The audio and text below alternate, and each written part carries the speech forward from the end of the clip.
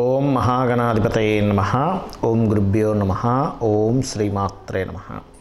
పరమేశ్వర స్వరూపమైనటువంటి జ్యోతిష, వాస్తు మరియు ఇతర అనేకమైనటువంటి శాస్త్రములను మనకు అందించినటువంటి మహర్షులకి నమస్కారం. హయగ్రీవ హయగ్రీవ హయగ్రీవేతి యో వదేత్తస్య నిస్సరతే వాణీ జహ్నుకన్యా ప్రవాహవత్. అరుణాం కరుణాతరంగితాక్షీం ధృతపాశాంకుశపుష్పబాణచాపాం అనిమాదిభిరావృతాం మయూకైః అహమిత్యేవ విభావయే భవానీం. శ్రీమాత్రే నమః.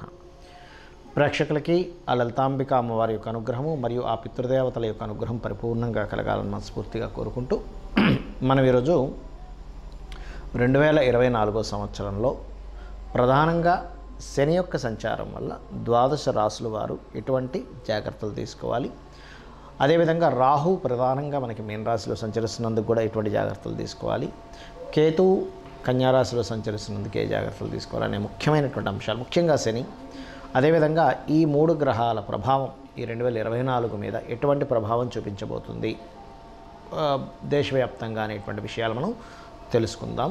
అదేవిధంగా ఏ పరిహార మార్గాలు చేసుకోవాలో కూడా నేను మీకు చెప్తాను. ధనుర్లగ్నము ధనస్సు రాశి.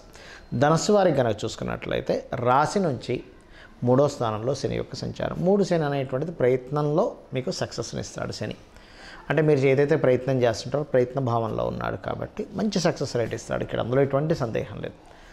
అలాగే మరొక విషయం ఏంటంటే ఇక్కడ గమనించుకున్నట్లయితే ఇక్కడ ఈ శని భగవానుడు 3లో ఉంటూ 4లో ఎప్పుడైతే రాహు ఉండి దశమంలో కేతు ఉన్నాడో ఇది కలిగేటువంటి ఫలితాల్లో ప్రత్యేకంగా శని 3లో ఉన్నప్పుడు శత్రువుపై జయాన్ని ఇస్తాడండి.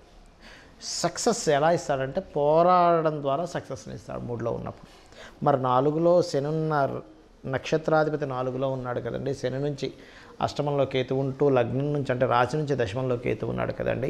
మరి ఇది ఎటువంటి ఫలితాలు ఇస్తాడు అంటే కొన్ని కొత్త ఇంటర్వ్యూస్కి వెళ్ళాలని, లేనట్లయితే ఉద్యోగం మారాలని, ఎందుకంటే ప్రదేశాన్ని మార్చేటువంటి ప్రదేశం ఫలితాలు ఇస్తాడు ఇక్కడ. అంటే ప్లేసు ఖచ్చితంగా మార్పుని ఇవ్వాలి ఇక్కడ, దానికి ఉన్నటువంటి కారకత్వం అటువంటిది కాబట్టి ఈ మార్పుని అందింపజేయాలి.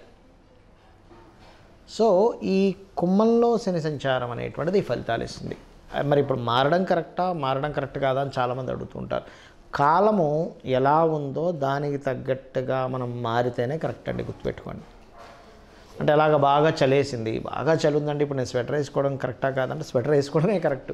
వేసుకోకుండా నేను చొక్కా కూడా ఇప్పేసుకొని కూర్చుంటా అంటే చలి మనకు వేస్తుంది. అలాగే కాలానికి తగ్గట్టుగా కాలాన్ని అనుగుణంగా మనం ముందుకు వెళ్తూ ఉండాలి. కాబట్టి ఇక్కడ మార్పు అనేటువంటిది మీరు మారడమే మంచి ఫలితం ఇస్తుంది. ప్లేస్ అంటే ఈ గృహం మారడం కావచ్చు, ఉద్యోగం మారడం కావచ్చు. అయితే ఈ మార్పులో 2-3 రకాలుగా ఉంటాయి. కొంతమంది ముందు వెనక చూడకుండా ఇంకొక ఉద్యోగం చేతికి రాకముందే దశమంలో కేతు సంచరిస్తున్నాడు కాబట్టి తొందరపాటులో ఉద్యోగం మానేస్తారు. మానేసి మారితే మంచిది అనుకున్నాం కదా అని ఇంట్లో కూర్చుంటారు. ఉద్యోగం రావడానికి అప్పుడు మళ్ళీ కష్టపడ్డాం, మళ్ళీ కొన్ని నెలలు టైం వేస్ట్ చేసుకోవడం జరుగుతుంటుంది. కాబట్టి నేను చెప్పేది ఒకటే, దశమకేతు సంచరిస్తున్నప్పుడు పొరపాటును కూడా మీరు ఉద్యోగ సంబంధించినటువంటి విషయంలో ఇంకొక చేతిలో ఇంకొకటి లేనప్పుడు, అంటే ఇంకొక అవకాశం, ఇంకొక ఉద్యోగం, ఇంకొక ఆపర్చునిటీ మీ చేతిలో లేనప్పుడు తొందరపాటు పడి మానేసే ప్రయత్నం చేస్తారు దశమకేతు ఉన్నప్పుడు. కాబట్టి తొందరపాటు పడి ఆ పని చేయకండి. ఈ యొక్క ఆలోచనలు మారాలంటే, ఎందుకంటే ఏమవుతుంటుందంటే నేను చాలామంది క్లయింట్లకు చూసినప్పుడు వాళ్ళు ఏమని చెప్తారంటే, సార్ నేను అసలు అనుకోలేదండి, ఎందుకో ఆ క్షణంలో క్షణికావేశంలో రిజైన్ ఇచ్చేసానండి అంటూ ఉంటారు. మరి ఈ క్షణికావేశంలో రిజైన్ ఇచ్చేసేటువంటిది ఏదైతే ప్రభావం ఉందో ఇది మీకు తగ్గాలి అంటే ఏం చేయాలంటే, నిత్యము మీకు దగ్గరలో గణపతి ఆలయం ఉన్నట్లయితే గణపతి ఆలయాలకు వెళ్ళండి. ఇది మే వరకు ఉంటుంది, దీని ప్రభావం మే నుంచి తగ్గుతుంది కూడా. ఎప్పుడైతే మీరు గణపతి ఆలయాలకు రెగ్యులర్గా వెళ్తారో ఖచ్చితంగా మీకు అక్కడ ఆ ప్రభావం అనేటువంటి తగ్గుతుంది, గుర్తుపెట్టుకోండి. ఇక మీరు చేయవలసినటువంటి దేవతా ఆరాధన కూడా ఎక్కువగా లక్ష్మీ నరసింహస్వామి యొక్క ఆరాధన చేయండి. గణపతి ఆరాధన ముఖ్యంగా ఈ యొక్క ఉద్యోగ సంబంధించిన విషయంలో ఇబ్బంది కలగకుండా ఉండడానికి లక్ష్మీ నరసింహస్వామి యొక్క ఆరాధన ఏమి చేస్తుంది మీకు అంటే, మీ పూర్వజన్మ కర్మలు ఏవైతే ఉన్నాయో, బ్యాడ్ కర్మాస్ ఏవైతే ఉన్నాయో ఈ ఆరాధన ద్వారా దగ్ధం అవుతాయి, మంచి కర్మలు వస్తూ ఉంటాయి. అంటే ఏమిటి, లక్ష్మీ నరసింహస్వామి యొక్క ప్రభావం ఏదైతే ఉందో పర్టికులర్గా ఇక్కడ అనేకమైనటువంటి విషయాలను కంట్రోల్ చేస్తుంది. 4లో ఉన్న రాహుని కంట్రోల్ చేస్తుంది, దశమంలో ఉన్న కేతువు యొక్క ఎనర్జీని కంట్రోల్ చేస్తూ ఉంటుంది. కాబట్టి ఇది చేయండి. చేస్తూ విదేశాల్లో పిఆర్ అంటే పర్మనెంట్ రెసిడెన్స్కి గ్రీన్ కార్డుకి కూడా రాహు బ్రహ్మాండంగా పనిచేస్తుంటాడు ఇక్కడ. ఇప్పటివరకు మనం మీ రాశి వారికి ఏ జాగ్రత్తలు తీసుకోవాలో చెప్పాను. ఇప్పుడు కాలంలో ఈ యొక్క గ్రహాల యొక్క ప్రభావం కాలం మీద ఎటువంటి ప్రభావం చూపిస్తుంది అని చెప్పి చూసుకున్నట్లయితే, ప్రధానంగా శని భగవానుడు మనకి శాస్త్రాల్లో బృహత్పరాశర హోరా శాస్త్రంలో కానీ వీటిల్లో చెప్పినటువంటి అంశం ఏమిటి అంటే, శని భగవానుడు కనుక ప్రధానంగా ఎప్పుడైనా కానీ గుర్తుపెట్టుకోండి, ఈ యొక్క కుంభరాశుల్లో సంచరించేటప్పుడు, అందులోని కుంభములో శతభిష నక్షత్రం ఉంటుంది, పూర్వాభాద్ర నక్షత్రం ఉంటుంది. అయితే ఈ శతభిష పూర్వాభాద్ర నక్షత్రం వారు కొంత జాగ్రత్తగా ఉండాలి. ఒకటి, అక్కడ కొంచెం తల్లిగారి ఆరోగ్య విషయంలో జాగ్రత్తగా ఉండాలి పర్సనల్గా తీసుకుంటే. కానీ ప్రపంచవ్యాప్తంగా, దేశవ్యాప్తంగా, మన ఇండియా పరంగా చూసుకుంటే ఏమిటి అంటే, ఇక్కడ ప్రధానంగా ఈ యొక్క సారాయి లేకపోతే అంటే మత్తు పానీయాలకు సంబంధించినటువంటి విషయంలో కొంతమంది చూడండి, పలానా వైన్ షాప్స్ అవి తీసుకుని ఉంటారు, ఎక్కువ రేట్ పెట్టి తీసుకుని ఉంటారు. అలాంటి వాళ్ళు ఇబ్బంది పడతారు. ఎందుకు అంటే, ఇక్కడ మత్తు పానీయాలు అమ్మేటువంటి వాళ్ళ మీద ఈ అంటే మత్తుని కలిగించేటువంటిది ఏదైతే ఉంటుందో గుర్తుపెట్టుకోండి, బండగా వీళ్ళకి ఇబ్బంది వస్తుంది. ఇది బాగా అర్థం చేసుకోండి. ఎందుకంటే చాలామంది తెలియక, అంటే నాకు తెలిసిన వాళ్ళు చాలామంది తెలియక ఏం చేస్తుంటారంటే, సరే నేను ఇదేదో ఇందులో నాకు ఇది లక్కీగా లాటరీ కనుక నేను ఇందులో వేస్తే, నాకు గనక వస్తే నేను ఇంతకు అమ్ముకుంటాను, నాకు దీనివల్ల డబ్బులు వస్తాయి అనుకుంటారు. దీనివల్ల మీరు దెబ్బతింటారు. కాబట్టి పర్టికులర్గా ఈ యొక్క జోలికి వెళ్ళకపోవడమే మంచిది. ఇక రెండవది ఏమిటి అంటే, ఈ యొక్క కుంభరాశుల్లో శని సంచరించేటప్పుడు దీంతో పాటు రాహు ఎప్పుడైతే మీన రాశిలో సంచరిస్తుంటాడో ఇది ఇచ్చేటువంటి రిజల్ట్ ఏమిటి అంటే, ముఖ్యంగా లాయర్లు, టీచింగ్ సంబంధించిన వృత్తుల్లో ఉన్నటువంటి వారికి, పౌరోహిత్యం చేసేటువంటి వారికి, శాస్త్ర సంబంధించినటువంటి విషయాల్లో ఉన్నటువంటి వారు కూడా జాగ్రత్తగా ఉండాలి. అంటే ఎందుకు అంటే, ఈ రాహువు మాయ అంటారు. రాహువు మాయాకారకుడు.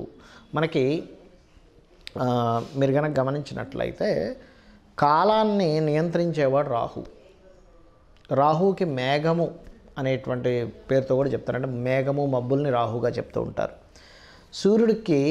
సూర్యుడి యొక్క కిరణాలని కొంతసేపు ఆపేటువంటి శక్తి, అంటే భూమి మీదకి రాకుండా ఆపేటువంటి శక్తి మేఘాలకు ఉంటాయి. ఎందుకంటే మేఘం చూడండి, మొత్తం దట్టంగా మేఘాలు అలుముకున్నాయి అనుకోండి, సూర్యకిరణాలు కూడా రావు, అంటే కొంత లైటింగ్ మాత్రమే వస్తుంది.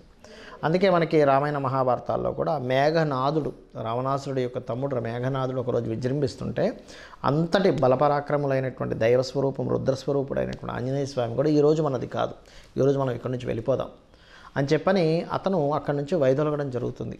రేపు వద్దాం కావాలంటే యుద్ధానికి, కానీ ఈరోజు అతనిది ఈరోజు. అంటే ఏమిటి, ఆ మేఘనాథుడు కాలానికి కారకుడు, మేఘములకు కారకుడు ఎవరు అంటే రాహు యొక్క ప్రభావం ఎక్కువగా ఉన్నప్పుడు పర్టికులర్గా ఈ లాయర్లు కానీ, ఈ యొక్క జడ్జిలు కానీ, కన్సల్టెన్సీ సెంటర్స్ నడిపేటువంటి వారు కానీ, పౌరోహిత్య వృత్తుల్లో ఉన్నటువంటి వారు కానీ, వీరి మీద అనవసరమైనటువంటి ఇబ్బందికరమైనటువంటి వాతావరణం వస్తే ఇబ్బంది పెడుతుంది. ఇది గుర్తుపెట్టుకోండి.